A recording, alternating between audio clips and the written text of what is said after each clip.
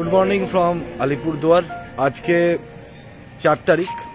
আজকে আমরা বেরোবো ভৈরবকুণ্ডর উদ্দেশ্যে। সন্ধ্যেবেলা আমরা আলিপুরদুয়ার এসে পৌঁছলাম। তো আমার গাড়ির যে প্রবলেমটা হয়েছিল, এখানে লাকিলে একটা মারুতি সার্ভিস স্টেশন পেয়ে গেছিলাম। তো সেখানে গাড়ির আমার যে হেডলাইটের কভারটা খুলে গেছিলো, আপনাদের দেখিয়ে দিচ্ছি। এই কভারটা কালকে লাগানো হয়ে গেছে, এটা লাগালাম। তারপরে হোটেলের খোঁজ করছিলাম, তো দেখলাম যে এই ওর পাশেই একটা আমাদের যে বেঙ্গল আসাম হাইওয়ে, তার একদম ওপরেই এই যে বেঙ্গল আসাম হাইওয়েটা চলে গেছে। এই রাস্তা যদি আমাদের আজকে যেতে হবে, তো আমরা এরকমই চাইছিলাম যে একদম রাস্তার ওপরেই থাকবো, যাতে সকাল সকাল তাড়াতাড়ি বেরোতে পারি। হাইওয়ের পাশেই এই হোটেলটা পেলাম, বেশ ভালো হোটেল, হোটেল রত্নেশ্বর। কার পার্কিংয়ের ভালো ব্যবস্থা আছে এবং রুমগুলো যথেষ্ট ভালো এবং মোটামুটি বাজেটের মধ্যে। আমার ছেলের 16 বছর বয়স, 3 জনের একটা ডাবল বেড রুম দিয়েছিল। আমরা রুমটাও আপনাদের দেখাবো। আমাদের টোটাল 2000 রুপিস পড়েছে, ইনক্লুডিং এভরিথিং, প্লাস ওরা তার মধ্যে ব্রেকফাস্টও ইনক্লুড আছে। তো আমার মনে হয় যথেষ্টই ঠিকঠাক। রুমটা দেখলে আপনারা বুঝবেন। এমনি সব রকমের খাবার দাবার ব্যবস্থা ছিল এবং খাবার দাবারও যথেষ্ট ভালোই দিয়েছিল। আমরা কালকে রাত্রিবেলা যা যা অর্ডার করেছিলাম, খাবারের কোয়ালিটি বেশ ভালো, কোনো কমপ্লেন নেই। তো আপাতত এই পর্যন্ত। আপনাদের হোটেলটার একটা ছোটোখাটো ট্যুর করিয়ে দিচ্ছি। এরপরে যদি আপনারা কখনও আলিপুরদুয়ার আসেন, বিকজ যদি আপনাকে গুয়াহাটি বা আসামের দিকে যেতে হয়, ইভেন ভৈরবকুণ্ড যেতে হয়, বা আপনারা যদি ভালুকপংয়ের দিকেও যান, তো এটা যেহেতু আসামের কানেক্টিং, আলিপুরদুয়ারটা একটা প্রধান কানেক্টিং জায়গা, তো আপনাদের আলিপুরদুয়ার হয়ে যেতে হতে পারে। একটা কুচবিহার হয়ে যাওয়া যায়, নাহলে আলিপুরদুয়ার। তো সেক্ষেত্রে আমি বলবো, যদি আলিপুরদুয়ার আসেন তো অবশ্যই এই হোটেলটা কনসিডার করতে পারেন। এটা আমার নিজস্ব মতামত। তো চলুন আপনাদের হোটেলের লবি আর রুমটা একবার দেখাচ্ছি।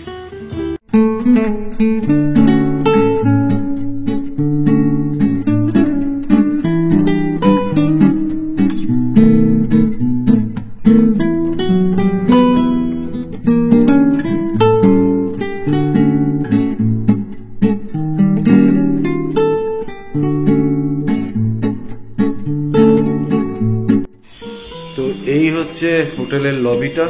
এইদিকে এটা রিসেপশন এরিয়া, এখন দেখছি বন্ধ আছে। হোটেলটাতে লিফটও আছে। হোটেলটা অ্যাকচুয়ালি একদম নতুন হয়েছে। তো আপনাদের সাথে যদি বয়স্ক কেউ থাকে, এটা তাদের জন্য আর কি এটা খুব সুবিধে হবে, কারণ আপনাদের লিফটটা ইউজ করতে পারবে। এমনি এটা হচ্ছে হোটেলের আমাদের রুম। একটা রুমের ট্যুরও আপনাদের করাবো। তো আমরা চলে এসেছি এখন আমাদের রুমের সামনে।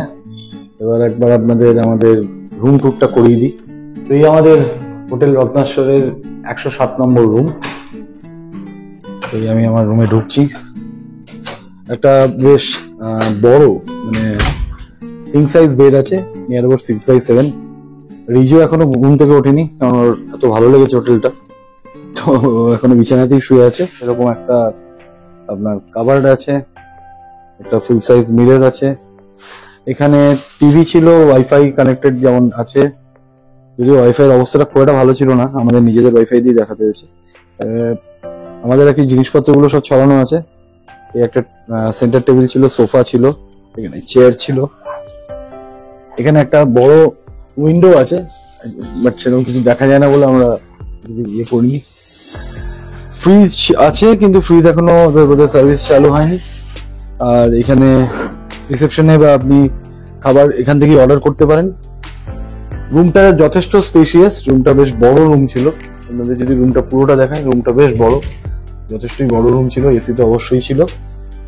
আর বাথরুমটাও কিন্তু বেশ বড়, মানে সবই রয়েছে বাথরুমে যা যা দরকার। কমোড আছে, সেন্ট্রাল পাওয়ার সিস্টেম রয়েছে, গিজার রয়েছে। তো এবং বাথরুমটা যথেষ্ট বড়, তো সেই জন্যই আমাদের তো যথেষ্টই বেশ ভালো লেগেছে।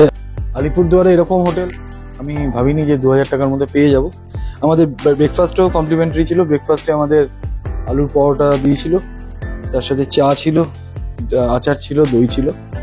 তো ওভারঅল এক্সপিরিয়েন্স যথেষ্ট ভালো। We highly recommend this hotel Ratneshwar. আপনারা আলিপুরদুয়ার এলে অবশ্যই থাকবেন। আমরা এখন রয়েছি আমাদের এই হোটেল রত্নেশ্বরের একদম রুফটপে। তো রুফটপে কেন এলাম সেটা আপনাদের দেখাচ্ছি। এই রিঙ্কুকে বলবো একবার দেখাতে। আসলে আমি এদের রিসেপশনে গিয়ে জানতে পারলাম যে এদের রুফটপে একটা সুইমিং পুল আছে, তো সেই জন্য এই সুইমিং পুলটা দেখানোর জন্য আমরাও দেখতে এলাম আর আপনাদেরও দেখাবো বলে এলাম। তো সুইমিং পুলটা মানে এখন বেবি পুলের মতনই আছে, খুব একটা জল নেই। তো যেহেতু আপনাদের বললাম যে হোটেলটা একদম নতুন, বাট মানে দেখে ভালো লাগলো যে এরকম একটা রুফটপে সুইমিং পুল করা আছে, এবং রুফটপ থেকে মানে ইয়েটা একদম এই ইয়েটা দেখা যাচ্ছে। আপনাদের দেখাচ্ছি এখান থেকে, এই যে হাইওয়েটা চলে গেছে দেখা যাবে, মানে অ্যারেঞ্জমেন্টটা বেশ ভালো লাগলো। তো আপনারা অবভিয়াসলি যখনই কখনো যদি আলিপুরদুয়ার আসেন এই হোটেলটায় থাকতে পারেন, মানে বাজেট ফ্রেন্ডলি। 2000 টাকার মধ্যে আমরা ছিলাম। আজকে সকালবেলা কমপ্লিমেন্টারি ব্রেকফাস্ট দিয়েছে। আর এই যে রাস্তাটা, এই রাস্তাটাই হচ্ছে বেঙ্গল আসাম হাইওয়ে। এই রাস্তাটা দিয়ে আমরা যাব এখন আমাদের পরবর্তী গন্তব্য, যেটা হচ্ছে ভৈরবকুণ্ড।